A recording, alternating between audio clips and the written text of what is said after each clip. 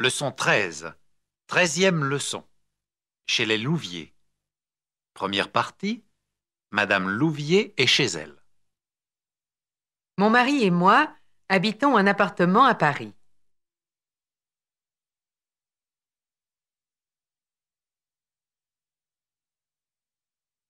J'aimerais habiter une maison plutôt qu'un appartement. J'aimerais avoir un jardin et faire pousser des légumes et surtout des fleurs.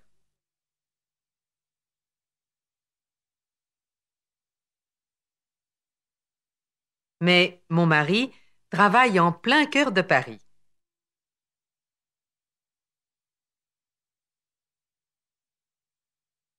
Je ne voudrais pas l'obliger à faire la navette.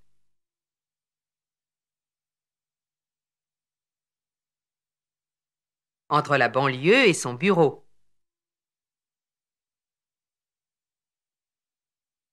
Notre appartement est bien situé. Il est dans un quartier calme.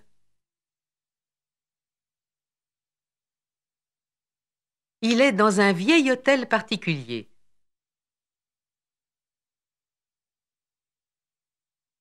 Pas dans un de ces immeubles modernes en ciment armé.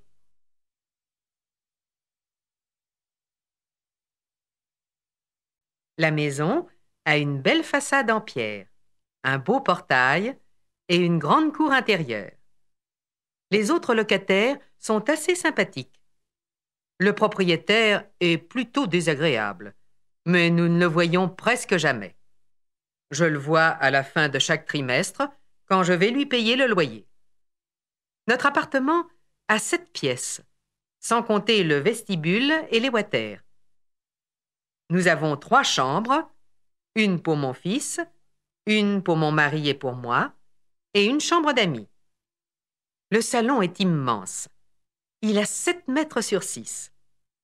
La salle à manger est un peu moins grande. Nous prenons nos repas à la cuisine, sauf quand nous avons de la visite. En hiver, la salle à manger est très froide. Et puis, pour la maîtresse de maison, il est beaucoup plus simple de servir les repas à la cuisine. J'ai tout le confort moderne. Une cuisinière électrique avec un bon four, un grand frigidaire, un évier en acier inox et tous les gadgets modernes. Cocotte minute, grille-pain, batteur électrique, mixeur, machine à laver la vaisselle. Ma cuisine est très gaie. Les murs sont peints en bleu clair et en bleu foncé. Les boiseries et le plafond en gris. Par terre, j'ai un beau carrelage beige et marron. Tout à l'heure, Guy et Marie-Claire vont venir dîner chez nous. Ah, voilà mon mari. Donc, il est 7h moins le quart. Il est très ponctuel.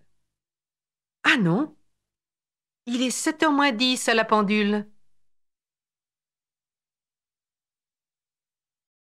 Deuxième partie. Dans l'appartement des Louviers. Pierre Louvier entre. Ah, bonsoir chérie. Tu as passé une bonne journée? Oui, pas mauvaise. Mais j'ai eu énormément de travail. Et comme toujours, les jeunes ne travaillent pas. Cet idiot de Pujos a téléphoné 3 fois à sa petite amie. Il la voit tous les jours. Et ce n'est pas tout. Ensuite, il a réservé des places au théâtre. Puis, il a pris rendez-vous avec son dentiste. Allons, Pierre, sois patient. Laisse-le tranquille, ce pauvre jeune homme. Les jeunes ne voient pas les choses comme nous. Tu le sais bien.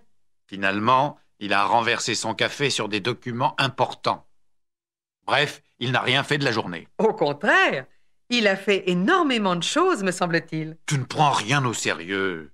Tu prends toujours tout à la légère. Oh, Pierre, je prends beaucoup de choses au sérieux. Toi, par exemple, et Georges. Georges? Tu ne le prends pas au sérieux. Tu le gâtes. À propos, est-ce qu'il est à la maison? Oui, il est dans sa chambre, avec Valérie. Ils écoutent des disques. Valérie. Qui est-ce? Mais tu la connais. Elle est en vacances à l'Hôtel du Nord. Elle connaît un peu les Martins, je crois. Ah oui, je me rappelle. Je la trouve très ennuyeuse. Oh, Pierre, ne sois pas si dur.